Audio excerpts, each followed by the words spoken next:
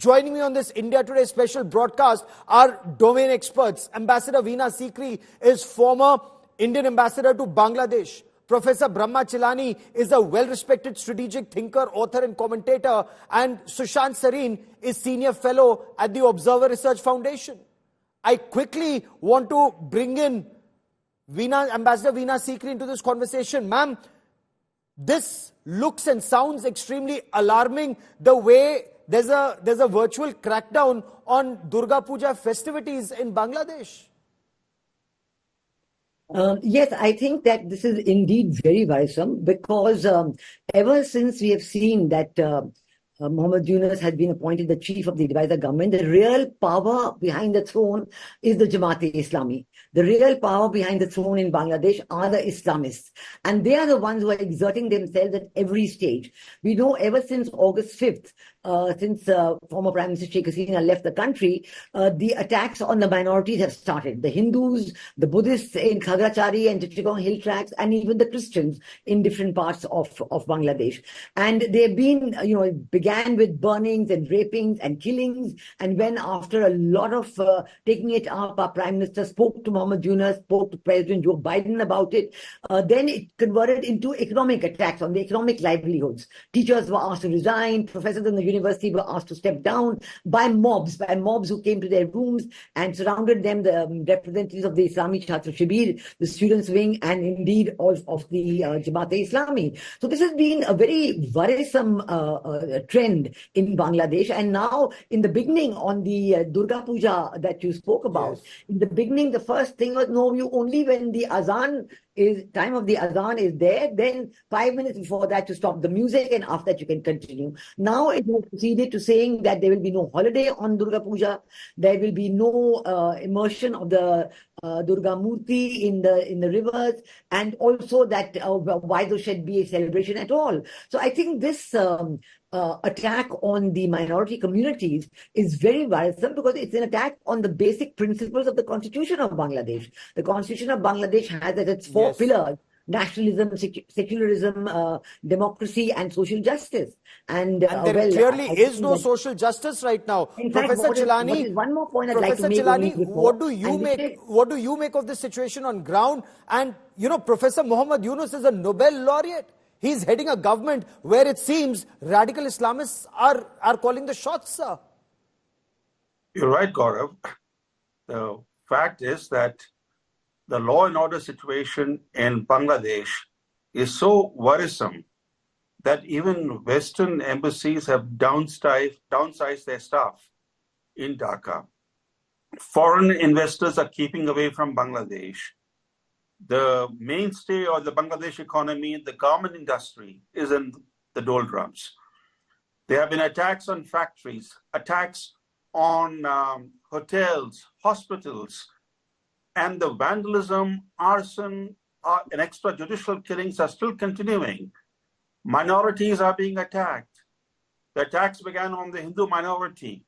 Then they've extended now to attacks on Sufi shrines, on Shias, and now the Buddhist chakmas in the Chittagong hill tracts. It's like only the Islamists are safe in Bangladesh. And the irony is that this Islamist, pro-Islamist government headed by Yunus is being propped up by the United States. The United States has been showering bilateral and multilateral aid on Bangladesh since the regime change on August 5th. Look at the irony. In next door Myanmar, the US is seeking to oust the military junta. It's providing weapons to the rebels there. And some of these weapons, like drones, are entering India's Manipur state. And in Bangladesh, it's propping up a military installed regime that has no constitutional legitimacy. The Constitution of Bangladesh does not provide for an interim government. Yes. So this is a usurper regime in Dhaka. And unfortunately, we in India are not speaking up on these developments in Bangladesh, these attacks on minorities, this lack of constitutional legitimacy, the way Yunus went. Yes, it's very, very worrisome. Sushant Sareen, letters sent to temples telling Hindus to cough up 5 lakh takas for Durga Puja celebrations or be prepared for consequences. Is this almost like imposition of jizya tax once again on Hindus, and now it's happening in modern times and not in the Mughal era? Gaurav, as of now, it is pure and simple extortion by some of these Islamist groups. But yeah, eventually, given the trajectory in which Bangladesh is moving with the Western sanction, liberal, progressive, democratic values that the West espouses, they don't want that in Bangladesh. So what the direction in which they are pushing Bangladesh, yes, I think jizya will be the next thing to happen. But look, this is Bangladesh rediscovering East Pakistan in many ways. So you have a government which pretends to be all liberal, progressive, and what have you, despite its association with some of these radical Islamist groups, including some of the people this guy Muhammad Yunus was flaunting in the United States. These are guys who, even the Brits, who have a great level for tolerance of terrorists who carry out terrorism in other countries, they keep them very secure in Britain. Even the Brits felt threatened by Hizb ut-Tahrir, but apparently Muhammad Yunus doesn't, nor do the Americans. So that's another story. But look, this is the trajectory in which they are moving. So you have this government out there. And what has started happening is that it's created a lot of space within the Bangladeshi polity for many of these radical Islamist groups to strut around, demand stuff. It has not become official policy right now. Currently, they are saying that Durga Puja will go on as normal. There will be no let or hindrance. But look, we know how the street works, right? So I think that is the trajectory in which things are going. The second thing does this for all indicate the Brahma accounts, for all the reasons Brahma recounts, I think the Western calculation seems to be that Islamism in Bangladesh doesn't really bother them, because eventually, given the kind of aid that they are giving into Bangladesh, will make Bangladesh a kind of a vassal state of the West.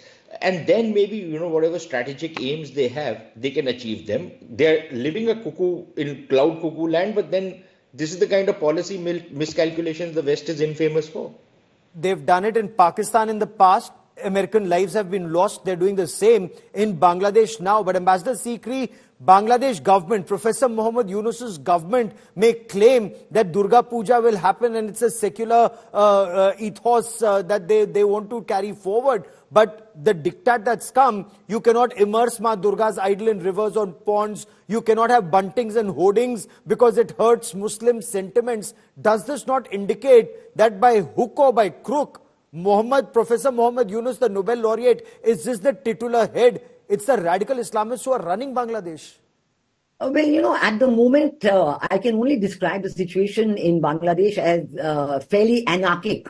There's really, it's quite an anarchic situation, because even the police is not back in full force, and the army has been called in. The army has been called in for the executive magistracy powers and even some police powers. And in fact, some army officers have lost their lives in Cox's Bazar already. Now, it's very worrisome, because on the face of it, you say nothing is wrong. Muhammad Yunus seems to be the front of the government, the secular front, but obviously behind him the decisions are something different. Yesterday in New York, Muhammad Yunus was speaking at the Bill Clinton initiative, global initiative, and former President Bill Clinton was next to him, and the students were on the stage. 2 or 3 of the students were on the stage, and Muhammad Yunus said he had been saying all along so far that this is a spontaneous movement. The students came and did it spontaneously because they were unhappy and they asked Sheikh Hasina to go. But yesterday he said that this is a very planned movement. You don't believe that it happened on its own. It had been meticulously planned, and everything has happened as it was planned. Now, this was, I'm sure, very embarrassing that he was saying this in America with, former president next to him. But it is worrisome because it shows that all these things are now happening. Like you said, you cannot have a pandal on the road. Now, it means, is this part of the plan? Is this part of the plan? In Khagrachari, the Buddhists are losing their home. Yes. Is that part of the plan? The Bishop of Bangladesh is saying that the churches are under attack. Is this part of the plan? I think we have to find out, because I think the consequences are very different if these are part of a plan. Because this is very, one, it's alarming. Two, Professor Chilani, you heard both Sushant Sareen and Ambassador Sikri talk about the US and the role of the US. Has the Joe Biden administration been caught flat-footed, or does the US actually not care for democracy? The manner in which President Joe Biden was hugging Professor Mohammad Yunus, it would appear that Bangladesh is some land of Eden and not the hell that it's turning out to be for minorities. When Prime Minister Sheikh Hasina visited Washington last year in May, she went there to attend World Bank and IMF meetings. Not a single Biden administration official met Hasina. Not even a junior official met her. But we saw 2 days ago how Biden coddled Yunus, an unelected leader, an unelected nominal head of a government that actually is being run by the army chief. The Americans are jubilant. Mission accomplished. The regime change that they wanted has happened. And the regime change opening, ironically, came in June when Hasina ignored warnings, including from India, and appointed General Zaman as the army chief. She took comfort in the fact that General Zaman was married to one of her cousins. Within 6 weeks of him taking over as the army chief, she had been packed off to India by the military. And the crucial moment came two days before she was packed off to India. The army chief pressured her to declare a curfew, saying the army will enforce the curfew. When the curfew was declared, the pro-Hasina crowds went home, but not the anti-Hasina mobs. They continued to rampage, and the army was ordered to stay aside. Yes. And then the army chief went to Hasina saying that the situation is uncontrollable, you have to leave. This is how the coup happened. This was a coup, not a revolution. And today, it's surprising. The throne is one person. That one person, General Zaman, is controlling the show.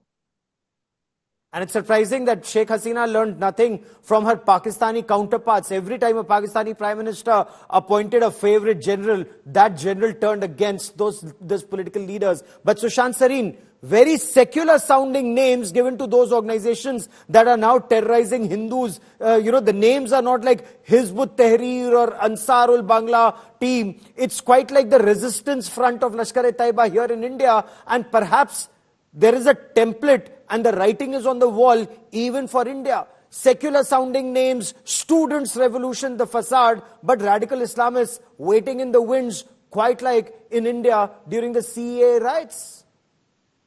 Yeah, so Gaurav, that's a trend that we've been observing for a fair bit of time. It started in Pakistan also. We've seen that same trend continue in Jammu and Kashmir.